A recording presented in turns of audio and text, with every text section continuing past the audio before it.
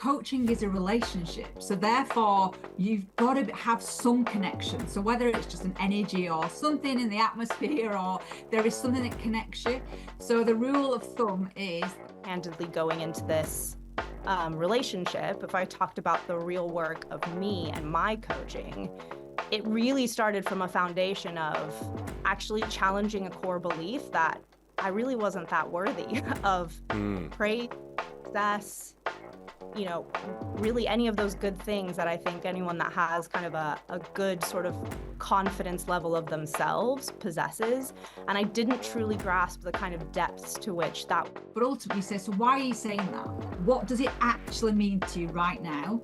How does that show itself up? And what if it was this? And what if it was that? So you kind of explore where it's come from, because then you can see if you want. It was kind of now or never. And I knew that to sit in the unknown, to sit in the dark spaces, to sit in the low spaces would allow me to finally break through all of the. Welcome back to the second series of Unfiltered. This is the show where we celebrate the imperfect, the unvarnished, and the unashamedly raw journeys that shape our growth. We're bringing you dynamic duos who've propelled each other forward through thick and thin. This series is going to be bigger, bolder, and this time, thanks to our friends at the Marketing Academy, global.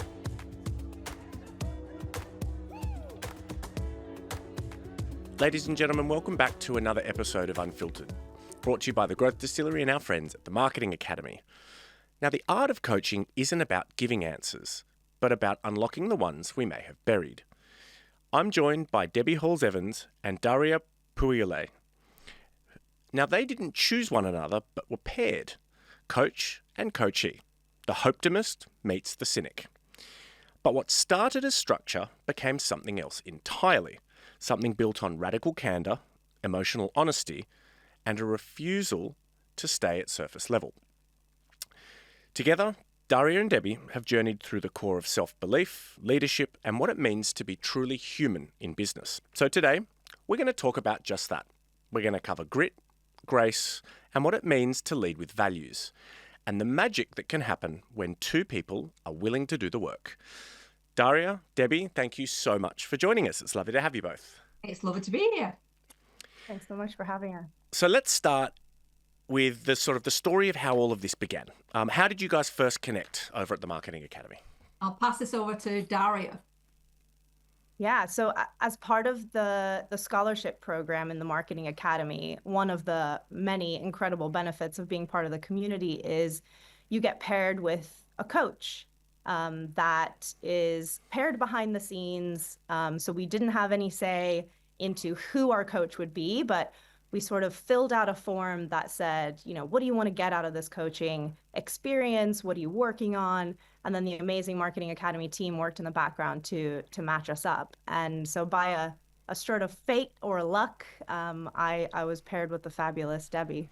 And what were your initial impressions of one another? Did it feel like a match made in heaven from day one? I think there's a 24-hour turnaround story behind this from what I understand. So I have a slightly different approach. I'm definitely a rule breaker and I'm not very good at conforming. So I've been coaching with the TMA and giving my time for the past 7 years, and I genuinely, it brings me deep joy. So I go into every conversation and every new relationship with no expectations. And I think that's the first thing in anything that you do, is no expectations of the other person.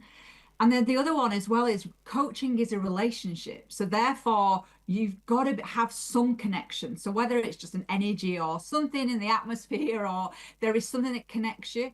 So the rule of thumb is that I have a conversation with said coachee, and we then agree that we're going to give it 24 hours, either for me also to reflect, but mostly for them to sit there and go, did I really feel anything? Did I really... Could I expose my whole self to this person? So the 24-hour rule is really important. It's go and reflect on this and give yourself, we coach pause, stop. The sooner you stop, the faster everything else gets done. And it's that whole oxymoron. But again, that is the 24-hour rule. You make no decisions about our relationship until you've actually sat and thought about it. And what were the first impressions, Daria? Yeah, for me, that was that was the absolute game changer. And despite Debbie's 24-hour rule, I immediately wanted to reply back and say, I am so in. And I think the reason for that gut reaction was, you often have these opportunities in life, and maybe you feel an obligation because your organization or you or whoever have invested time, money, whatever that is, into the potential.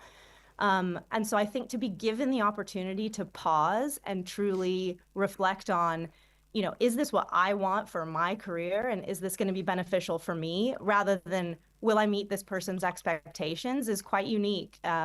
And for those that have, ever been in therapy or really any kind of relationship, for you to consider, am I going to get what I need out of this as much as, that person will also get out of that, is a truly unique opportunity. Debbie, what would be the circumstances in which you would jettison a prospective coachee? Well, first and foremost, if they make the decision straight away, that there is sometimes you'll know if somebody's ready for coaching, and coaching is really personal. We've been doing it for 20 years, and I think it's that person will either go blur and you get a full verbal diarrhea, and there is certain elements that you can say, right, I can really genuinely help.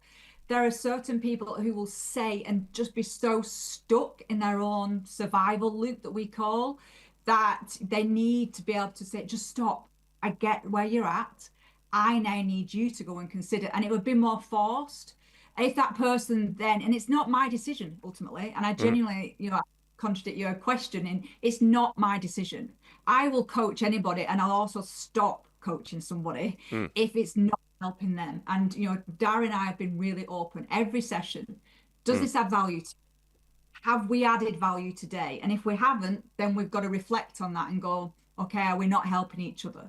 And I think that's with any relationship, but I think in coaching it's really important. If you're not taking something away and you're not willing to take action with those conversations for self, not for me, but for you, those would be my kind of my red flags, amber flags. But I'm up for a challenge, so I will pretty much not deny anybody that opportunity, and ultimately share as much as I can to help them, whatever that looks like. How do you both define the real work of coaching? I'll start with the format. So again, another one of the things that struck me quite early on was Debbie's kind of mandated approach, which was that we have a 45-minute session every single week. And that was one of the qualifiers, right, as to whether or not I was willing to invest in this relationship and opportunity. Am I willing to kind of devote the time, both within my schedule and within my headspace and within my everything, to have those weekly conversations? And for me, I think that was the most standout kind of unique value that I'd never heard anyone receive, especially someone being so generous with their time to kind of volunteer this. Most of my other peers were kind of meeting once a month or once every few months. And so to have that dedicated time once a week be required, firstly, for me, it meant I'm going to have to show up and do the work. And then also it meant, man, am I going to have some amazing guidance over the journey that I have? And so that was kind of the starting point of the definition for coaching for me. I've never had a coach before. I've had many mentors. And so for me, it was having that daily check-in with myself to prepare myself for the upcoming day, for the upcoming week, and then being able to reflect and have someone to be the sounding board, have someone to help me frame and reshape my thoughts. And then also, I would say the other kind of aspect of coaching is that you truly have a neutral opinion, right? This isn't a peer. It's not someone that is a work colleague that has a vested interest one way or another. It's not a personal family or friend. It's someone that really has just that neutral objectivity that can help you reframe your thinking or set your strategy in a new way. So I think for me, those are kind of the core components of what I was looking for from coaching. Debbie, what's the real work? Let's get down and dirty. I think that's the real work. I think coaching is that when it's uncomfortable and the person creates silence. We like silence, don't we, Daria? And sometimes tears. But I think it starts off really first and foremost in building instant respect and rapport. So that's really important. and then trust. And trust comes from a really singular question, is that I give my trust instantly. The other person has to build that trust with me. So we talk about confidentiality, and confidentiality is built around a real simple statement that says, unless you put yourself at risk or the business that you're in, and I will always ask your permission, I would then take it further. Outside of that, anything goes. And I mean, anything goes. And we open up that door, which I think is quite unique. So coaching can be life coaching, business coaching, leadership coaching, however you want to label it. We're a no label company, but people need some definitions. So for us, it's an unfiltered conversation. It's any question.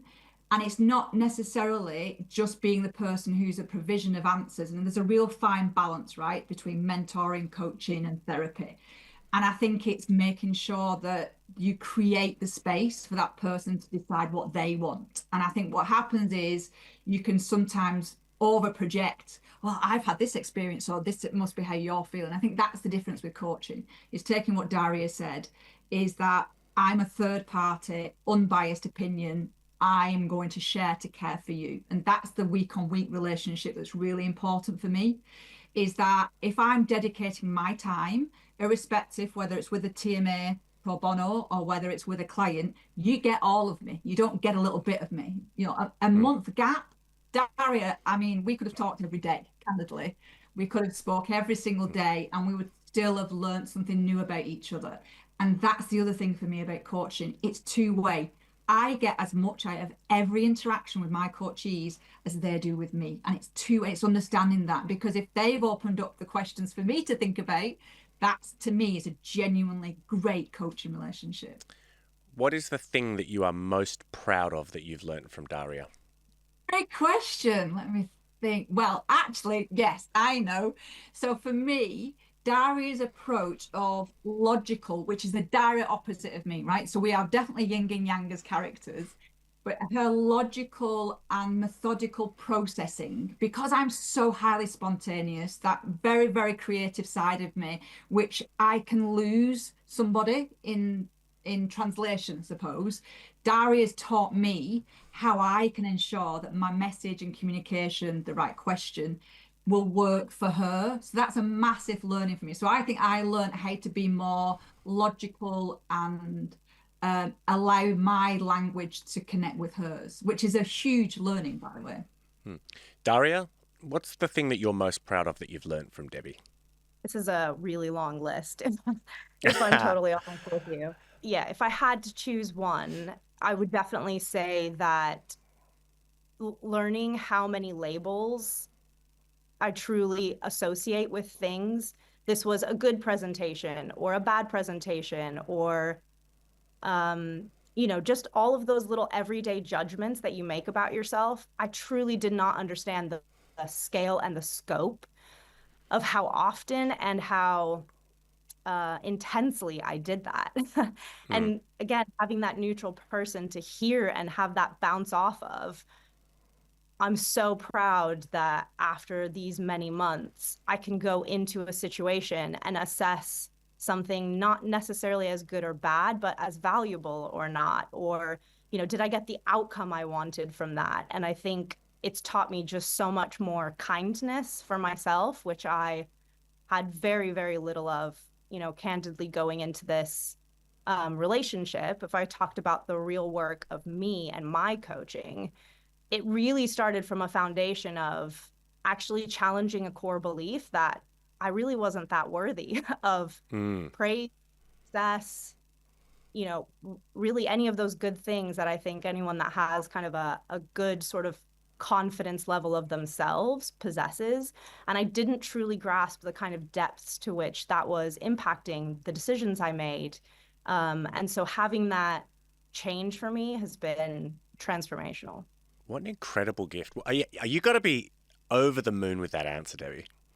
Just genuinely, I mean, we have a very unique relationship, and I'd like that I have that with most of my coaches. I think, it's depending on the individual, but I think Daria and I have created something individually that extends outside of this. And I think that's, a really interesting thing about coaching is why do you continue doing that, having the conversations? Because we've never connected it with commerciality. It's about two humans having a conversation that help each other. And I think that's really important. You know, I run a coaching business, right? So it is about commercials, but the reality is that isn't what makes me tick or help. So knowing that Daria's walked away, she's answering her own questions, which were already there. All I am is I'm a bit of a conduit. You know, we talk about two humans, one big snowball, and we're just rolling around doing our thing and working it out together. And I think that's literally where we're at. And I think, yes, I am genuinely proud. I'm delighted anyway, because we have great conversations. I want to go a little bit deeper. Let's talk about the work behind the work. And Daria, look, you mentioned this idea of not being worthy or not having the worth, and this is something that crops up, you know, more common than you would, you know, more often, I should say, than you would anticipate on, even when speaking to incredible executives and incredible thinkers on the podcast. I would love to understand, what was it like discovering that was one of those sort of root causes, and what shifted once you'd been able to unpack that with Debbie? That's a great question. I think for me, the journey started at the Marketing Academy. If you're not familiar with the format, you attend 3 boot camps throughout a year. And the first boot camp, we participated in a program called Living Leader that really asked us and challenges you to start at the core of what your beliefs are. And for me, that was the start of the journey, and where I really realized, which, by the way, is a horrifying thing to realize at 38 of age, that you know actually quite little about really yourself. I think we, you know, can easily go on autopilot, and that has definitely been my story, where I've sort of sought this vision of what a perfect leader would do, and maybe who I'm supposed to be, and kind of that people pleasing element that has kind of been a core throughout my life. And a big part of that comes from my own personal story. I'm an immigrant 2 times over. So I was born in Romania, moved to the United States as a young child, and then my husband and I moved to London about 10 years ago. And so seeking your own identity through that process is really challenging, and actually, you know, terrifyingly, again, took me till sort of 38 to realize that I didn't have that sense nailed down entirely. So for me, I think it was really a startling discovery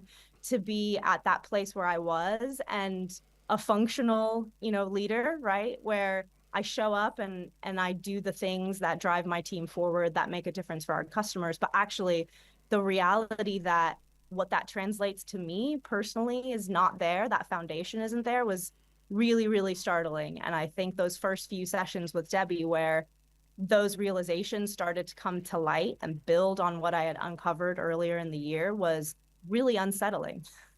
And what's shifted since you've been able to better articulate or clarify that mental model in yourself and in your mind?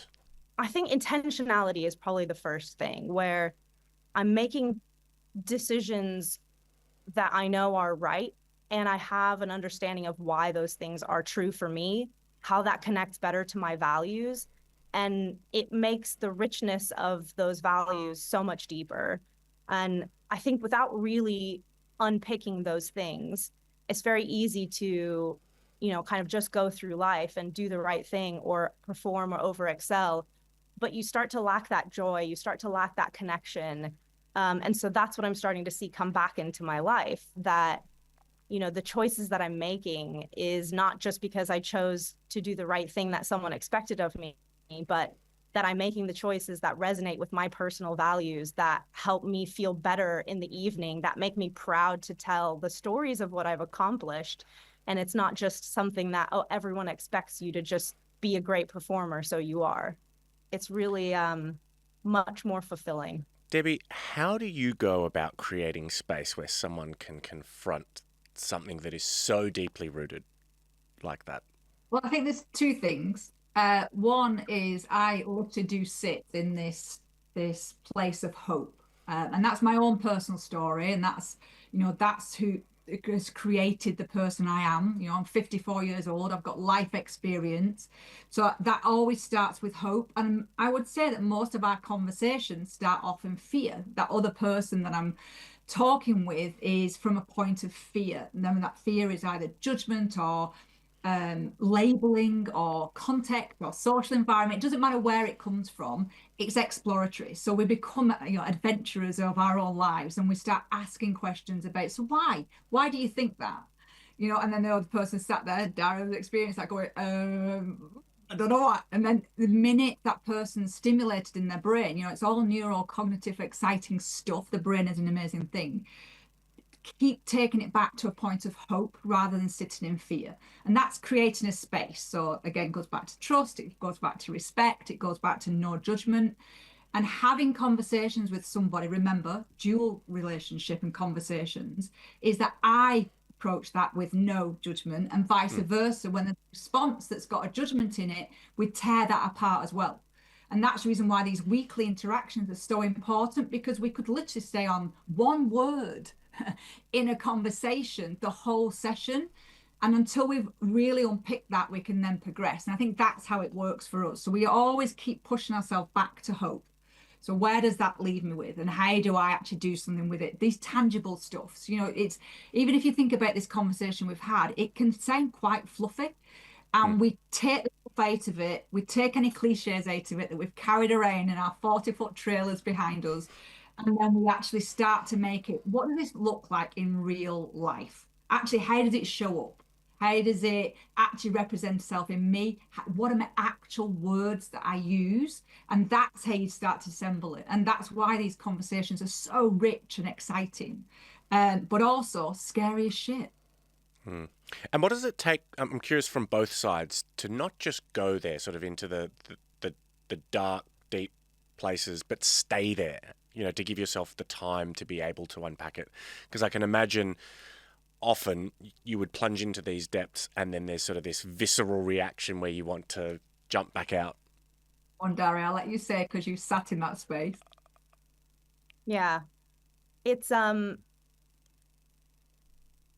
such a great question. And I think for me, I was at a point in my life where it was kind of now or never. And I knew that to sit in the unknown, to sit in the dark spaces, to sit in the low spaces would allow me to finally break through all of the underlying messages, the biases, the things you kind of get taught your whole life from friends, family, colleagues, whoever, to truly build the foundation that I would need to get me to the next phase of my life. The work had to be done. So I think the first key for me was just an acceptance that it was going to be really difficult. It was an acceptance that there were going to be more questions than answers from the start. And I think the trust piece that Debbie's been talking about and the lack of judgment is what gave me the courage to stay in that space.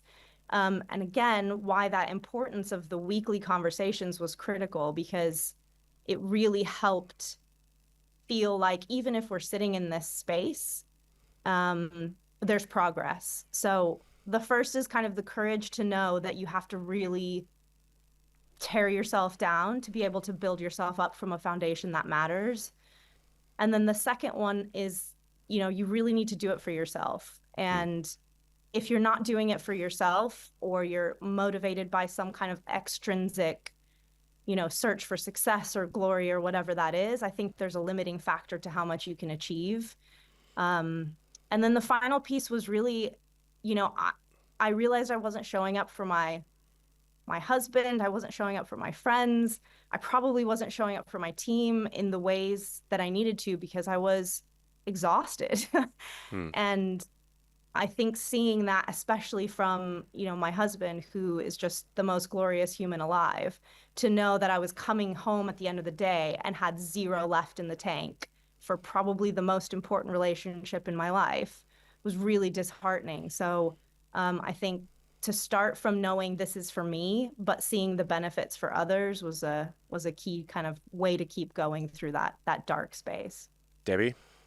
It's silence. It's literally sitting in that container of silence at times. And I think, we're taught that silence is either bad mannered or rude, but actually sometimes silence is the most glorious space to actually sit and allow, somebody to cry, to somebody to share their deep emotion and just sit with it.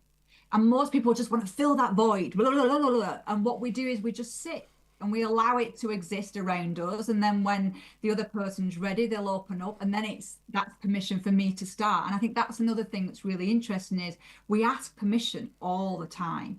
Do I have your permission to actually explore this? Do I have your permission to ask you another question? And that is holding space of somebody who is ready to stay in it, knowing, and also some of these calls are in Daria's offices. So there are times when we've literally exposed something really raw, and I've said, do we have permission to actually go this far right now? And then that person is either willing or not. And again, it's those things. So I think you've built a trust, and sometimes it can happen really fast, right? Or it can take time. And sometimes they just spring out of nowhere. Literally, we could be exploring something about a presentation and about actually how you want your representation in that, and the team and the business and the message. And it literally, something will go, oh my God, I suddenly feel this. And then, so we never know when it's going to happen. And I think that's one of the exciting things about coaching is that you walk in and again, repeat the things, but no judgment and no expectation from the other person. And whatever's in that moment, you then deal with it. Big thing, you deal with it there and then. You don't say, oh, we'll catch that up next week. It doesn't matter what else is going on when I deal with this. As someone that is prone to filling silence, how do you build that muscle?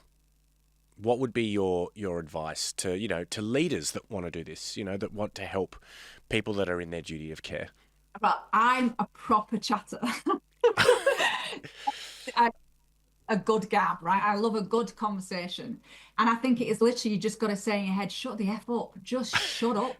And it's a brilliant book by Nancy Klein.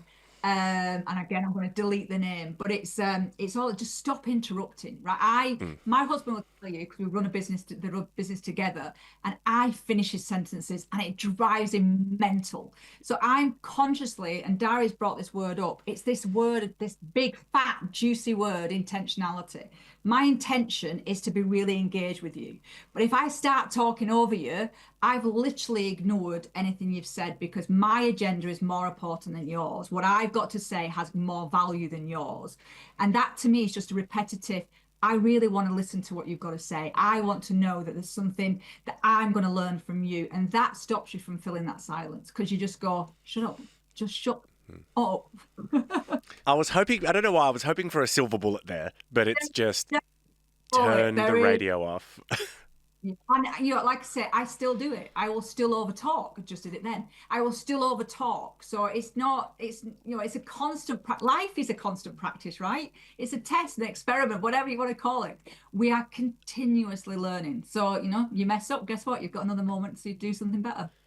Debbie, how do you differentiate between constructive introspection and dangerous rumination?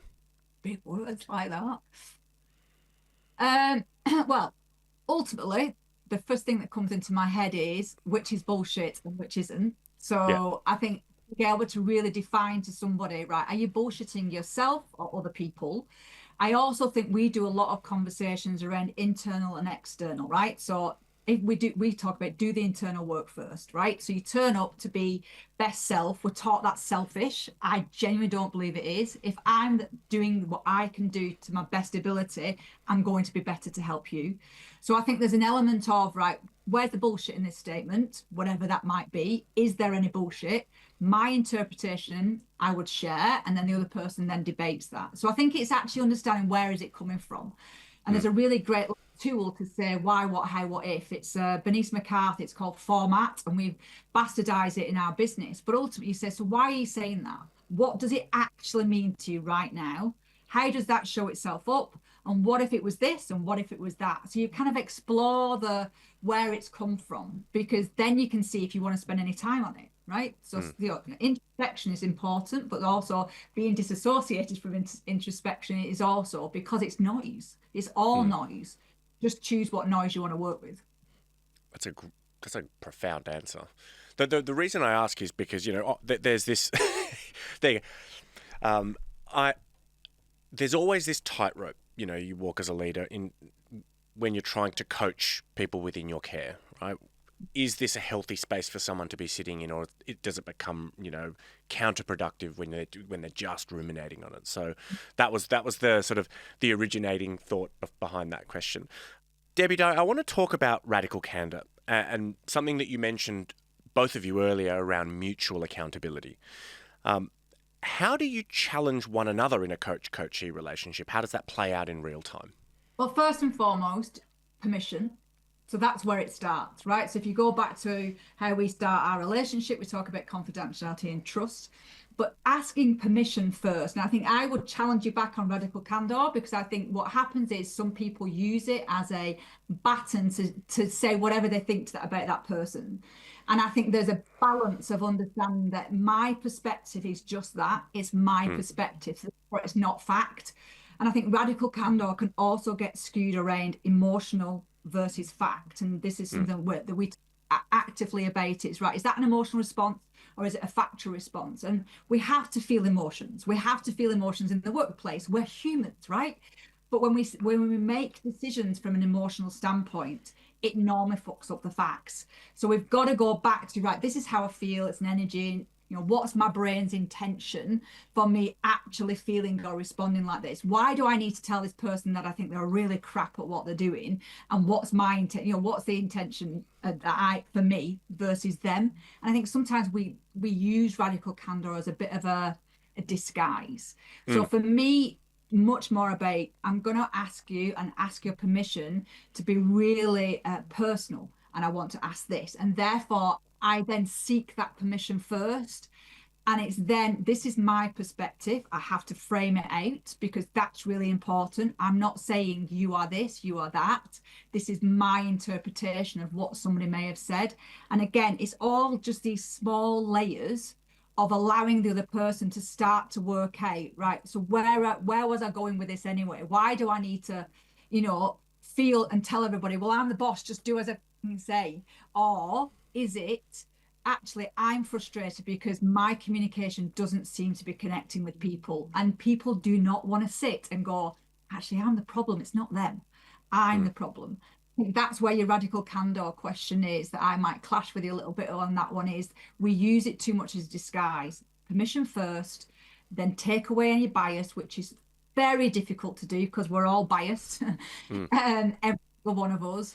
And understanding then, and keep asking the questions so you really understand what it is that other person's experiencing, and then how do you work together on it. And I think that's how we do our exploratory conversations is, okay, so this is what I've heard.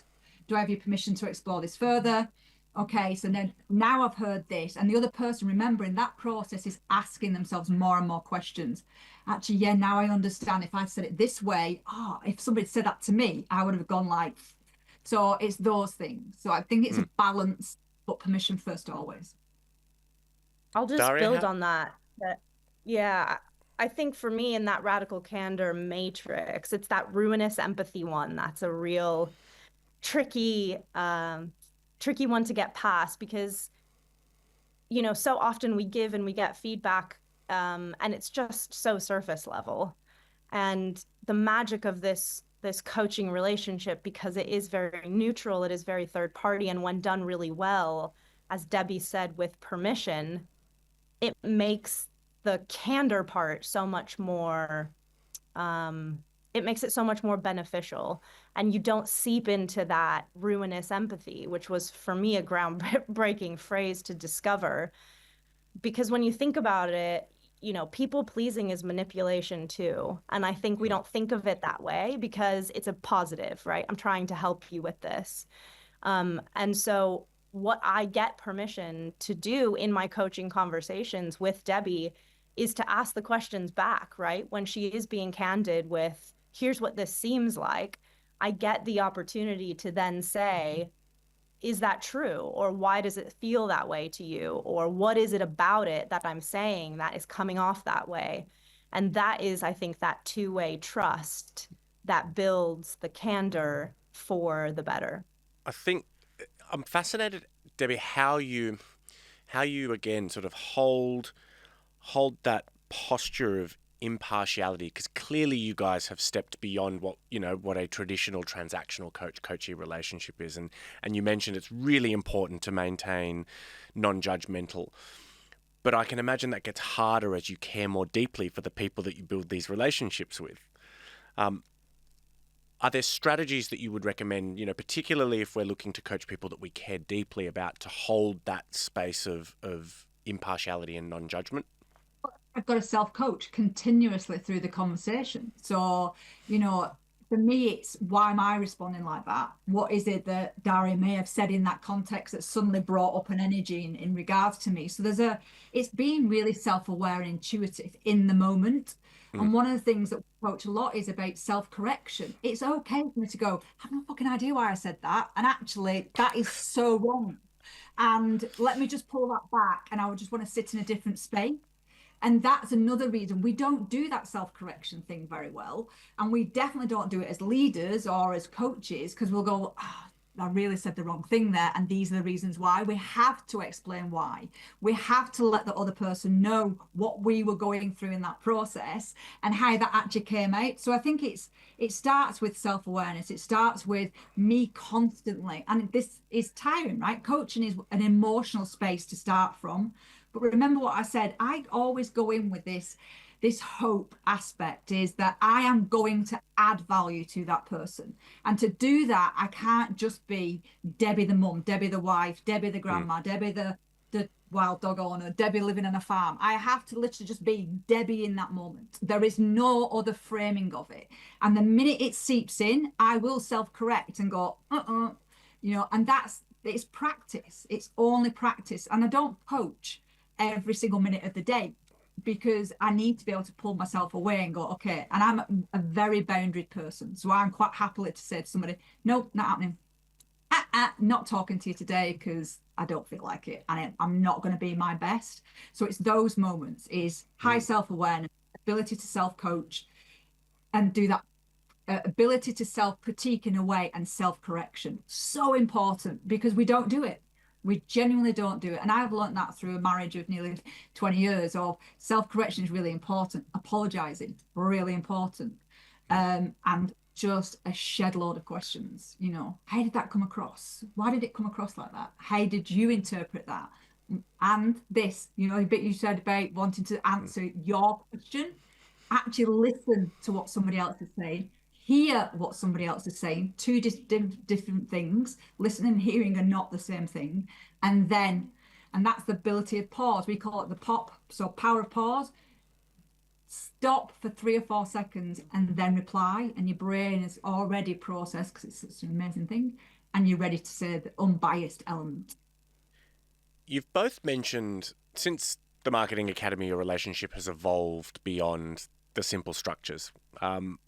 Can you explain a little bit about where you are now relative to where you started?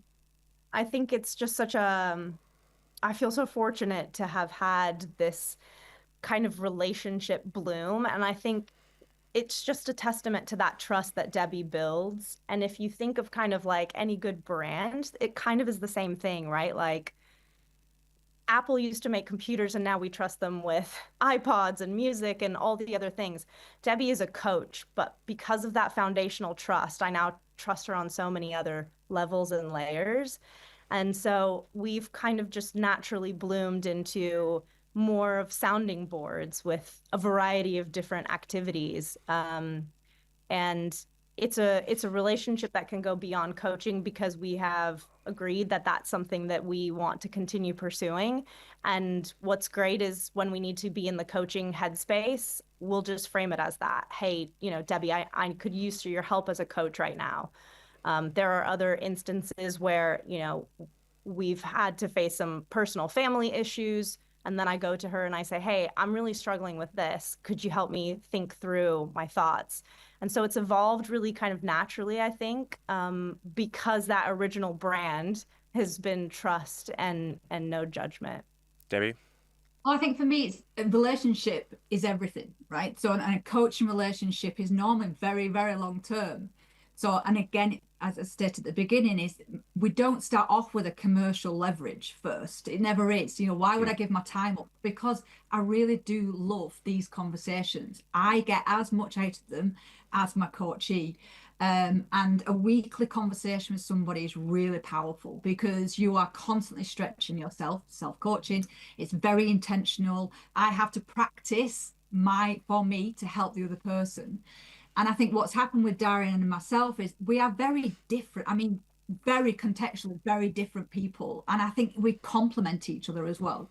And I think that's what's happened as well, is that I've then been able to help her. She's been able to help me. She'll also say, I don't know how I've helped you. And I'll go, this is how you've helped me, because this is your interpretation of my situation. And I think that's what happens. But it also, these are conversations that will probably go on till we're a lot older, and who knows where those things go. And I think again it's that openness that says, I might just say, go and have this conversation with XYZ. Brilliant, I will do. Will it go anywhere? I don't know, but I have no expectation. So I think that's the bit, and therefore there's no pressure on the other person to go, I've got to do this, Debbie needs this, I've got to do X amount of testimonials, I've got to do this. There is no expectation. The joy for me is really simple. The person has walked away and there's been value added into their life, and they're doing what they want to do for themselves to help other people. That's my job done. All the rest, bonus, bingo. I'm the one that's winning. And I think that's how it's worked. And that's, we've done sessions down at Salesforce and exciting stuff down there. I've gained new conversations with people, so that it's so multifaceted. It's not just this singular, this is our private time, i.e. our coaching time. Now we're going to have a conversation about this. We've met for coffees, and we've met for, what did you have to drink last time? Some fancy gin, all that kind of stuff. So there's lots of different ways that we can meet up. And remember, we're not just one person. We have all these roles that we play in life. So we just bring those up to play. So it's good fun. What about it fills your cup in such a way? I mean, because you exude nourishment from these sorts of things. Like I can feel it, 10,000 miles away. What is it that keeps bringing you back? Well, my life has had so much shit in it. Genuinely. I think, I was widowed when I was very, very young. My husband died by suicide. I raised two small children who are incredible human beings now. They're mothers themselves, just joy. And I've been part of that. I've been ostracized from my own family. The list goes on, right? And I have also met my counterpart, and Daria has met Dave many times, who is also a very unique person. And I think we get so much from other people. We believe in equity. And I mean, talking like genuinely, nobody is better than anybody else. We don't want hierarchy. We're also genuinely blessed. We live and we've worked hard to get what we've got. So therefore, we're not, we're constantly battling around, are we saying, are we doing what we say we do? And I think that's just it. I get so much from it. It's just not answered your question very well, but I just, it's an energy, I suppose. It exhausts me at times, because it is exhausting, because you're carrying somebody else's emotions in that space. But then the other side of it goes when somebody just says one simple sentence and you just go, that really helped. That is enough. I do not need more. That is my cup overfloweth. That is it. What an unbelievable answer. You perfectly answered the question. I think you sold yourself short then. All right. As we we could talk about this for hours. What I'd love to sort of land on at the end is just some maybe myth busting around coaching from both sides of the river. Daria, what's the biggest myth about coaching that you've been able to dismantle? That it's one thing. I think it's such a big word, and people come into it thinking there's going to be a formula or there's going to be a strategy. And I think when done right, what coaching is for me was that opportunity to flex and figure out who I am and move the conversation fluidly as we go. So I think having the misconception sort of helped in a way, because then I got to really challenge and stretch that and Debbie's an amazing kind of example of when coaching is done right, it can actually be such a unique relationship that, I would encourage anyone kind of in their career to take a look at. Debbie, what's the biggest misperception about coaching? That it has all the answers. It creates great coaching, creates more questions. And I think having more questions than answers is the nirvana in life, because that's an energy, a curiosity, a desire to just be more. And I say be more as in not a judgment of self, as in you'll understand, you'll listen more, you'll hold space better. Questions create space, calm. And I think that's what it is. It's not the answers, it's the questions. And if someone's listening is on the edge of stepping into coaching, I mean, and after listening to you, Debbie, I'm not sure anyone that's going to listen and go, I don't want a bit of that in my life. What should they know before plunging into something like this? I would say to anybody is you have to be willing to do the work.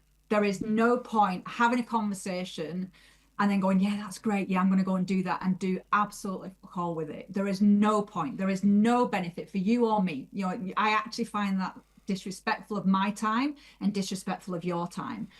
Time is finite. So therefore, use that time wisely. You're going to invest money in this. There is a reason why people pay us good money, is because we will challenge them and say, you're not ready. If this is just a conversation, let's go to the pub. I don't go to the pub, if you know what I mean, that context of let's go for a coffee. Outside of that, you have to do the work. And if you're not willing to do the work, then coaching is not going to do anything for you. It's not as you said before, the magic bullet. You're the magic bullet. You're your own magic bullet. You've got to do the work and you've got to be ready to do it. Daria, what should we know before we plunge into something like this?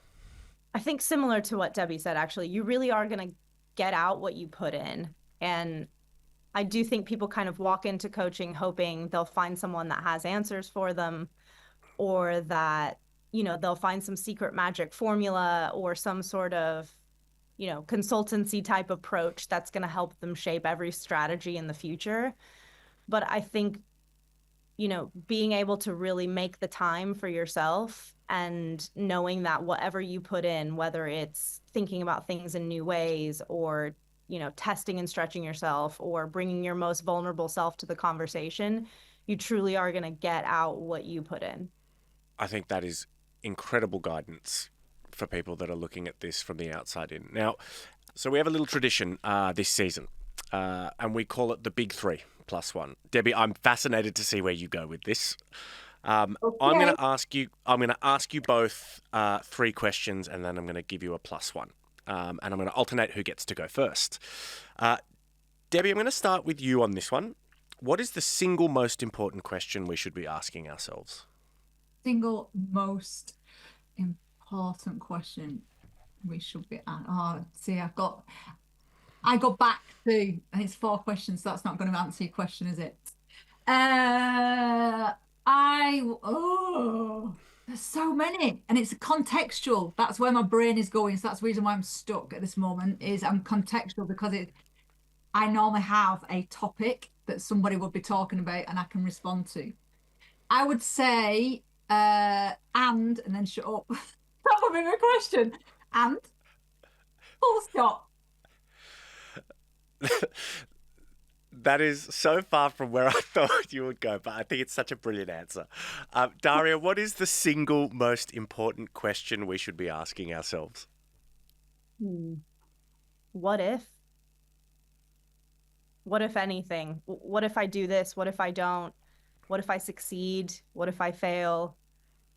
Just thinking more about the possibilities. And we are so often, I think, stuck in the day-to-day or, meeting those deadlines or whatever. We don't really stop to pause and think, what if I thought about this differently? Or what if I could partner with someone else to do this? What if, I think, is a powerful question. I'm kind of taken aback by both of those answers, especially in combination with one another. And then just shut up. And just what if? I love that. All right, Debbie, I'm going to stay with you. Daria, I'm going to stay with you on this one. What is the most important thing to let go of? That is a big question. Fear.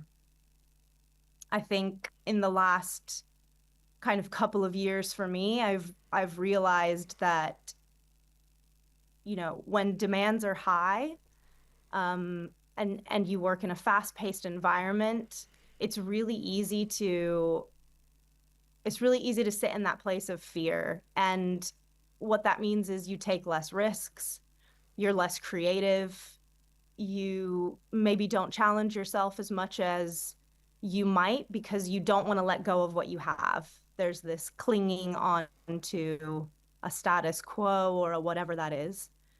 I think letting go of some of that fear, and that's maybe the cynic part of me that says, if I stop this, it's going to be a failure. Letting go of some of that to know that you have an equal chance for success as you probably do for failure, if not higher, I think is a critical thing to let go of. Debbie, what is the most important thing to let go of? I would have said fear. So I would say assumption. So we are masters at assumption as humans. I assume I know what you're thinking. Half the time we don't even know what we're thinking ourselves. We assume that we know somebody's going to respond a certain way. We assume that somebody likes this or dislikes this. We spend a life in assumption where I consistently, and I use that word very carefully, but we do assume. We assume somebody thinks this is that, we are this. I am assuming I am this because. And I think if we can remove assumption, and again, that's that whole thing of asking myself, why am I doing what am I doing? How is it showing up for me? And the what if or what now question that's really important, because if we stop assuming, we stop making shit up. We stop ending the story that's not even finished. We stop creating problems. We take fear away because fear is based in assumption, right? It's all of those things. So yeah. Debbie, you get to go first this time. What is a Okay. life well lived? Knowing what your enough is. Ooh, what do you mean by that? Well, we can just knowing what enough is. And I think, my enough is very different than yours. It's a bit like, what is happy. But I think for me, my enough is not being a billionaire, not being a millionaire. It's knowing that I can pay my bills and I can wake up in the morning with a smile on my face, and know that where I am in my life. I'll give you an example. Dave and I were sat in an airplane a few years ago, and it went through this horrific turbulence and literally just dropped. And we both looked at each other and we held each other's hand and we went, it's enough. We've done it. We're at a really good place. And that was it. Our enough was done. And I think it's knowing what that looks like for you, because we can over strive for something that doesn't really exist. Life isn't about material things. I love material things. I'm surrounded by beautiful material. But it's not my enough. That doesn't satisfy me. What satisfies me is, can I be a better mum tomorrow? Can I be a better wife tomorrow? Can I add value to people? That's my enough. And everything else is a bonus. So yeah, that's what I mean by what is enough. Daria, what is a life well lived? Wow, I was not prepared for that question. Great question. I would 1,000% agree with enough. I think I'll go to that intentionality piece. It's a life that's truly lived that doesn't happen to you. I think it's really easy to get swept up in everything, career, family, holidays, overscheduling ourselves on weekends, being there for that thing because I'm supposed to be, being seen at that place because I'm supposed to be. But I think until you start to realize that you're not a victim of the timeline, right? You are choosing the choices you make and doing it with intentionality, living in the present, not dreading the future or dwelling in the past. I think living a life well lived means you're doing it now in real time. Daria, what is the one question I should have asked you both but didn't? Oh. This is your plus one. Oh. When has it gone wrong? That's the cynic in it. Do you know what I mean? I won't. You know what? I'll give you the whole pass. I was going to go and. I was going to take Debbie's life advice. Debbie, what is the one question I should have asked you both but didn't? If I was coaching you at this point, I would say wiser a should. So that's my first thing. Should be a word deleted out of our vocabulary because it means that you've not done something good enough and it's been great. So I would ask you that first. Why should? And my question would be, as a coach, so what is it that you haven't asked? Did you flip the script on me? But I am a coach, so I have to ask the questions. I'll pay it. Well done. What happens when you fundamentally disagree with one another? Respect the answer.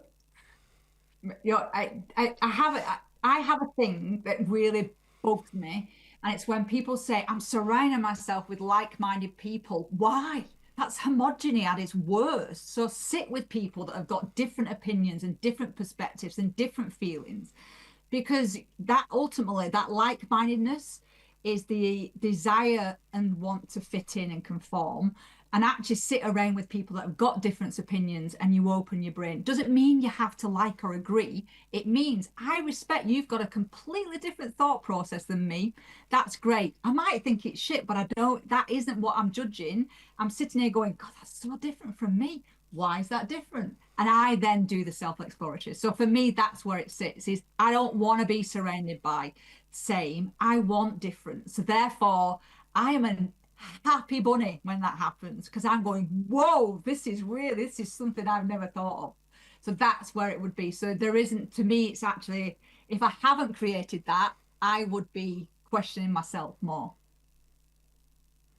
And I think from my side, it's those moments of dissonance that really teach you things. They teach you what you believe quite firmly. They teach you what you don't believe quite firmly.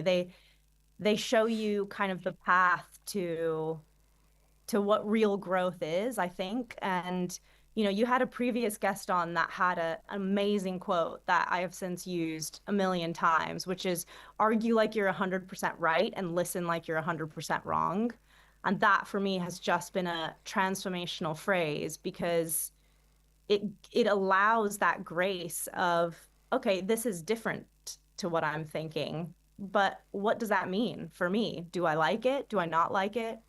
I think another interesting aspect of what Debbie coaches as a whole human that I've never spent time kind of being taught or learning is, what are the physiological effects on your body? So she talks a lot about, when you're in a meeting and you think it's not going right, physically what happens in your body. I think that's a really kind of interesting thing to lean into, because sometimes when you disagree, you have a kind of visceral physiological response to that. And that's a sign. I think looking for those moments of dissonance is just it's a little flag. It's a little bookmark. It's a thing that says, lean in more, explore more, ask more questions, lead with curiosity. Daria, Debbie, I can't thank you enough for joining us on this show and having a chat. I think what an incredible example of the power of hope meets now recovered cynicism. I think, for anyone that's looking to get objective, unblemished and unbiased support, God, we should all be so lucky to find our Debbie. But I am very, very grateful for your wisdom and your candor, and extra points, Debbie, for being able to snooker me with my own question. I appreciate it. Thank you so much. I really appreciate you joining us. Thank you so much. Thank you.